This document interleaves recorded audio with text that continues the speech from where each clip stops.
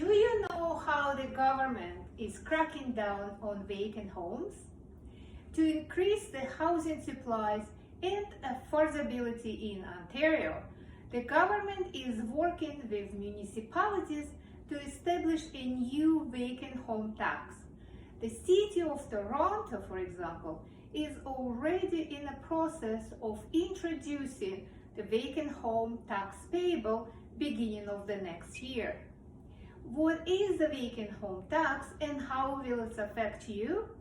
Number one, all property owners will be required to self-declare the home occupancy status on an annual basis. Number two, if the property declared as vacant, the homeowner will pay 1% of the home current assessed value. Number three, the tax is based on the property status from the prior year. If home was vacant in 2022, the tax will become payable in 2023, similar how we pay taxes on employment income. And number four, a unit is considered vacant if it has been unoccupied for more than 6 months during the calendar year.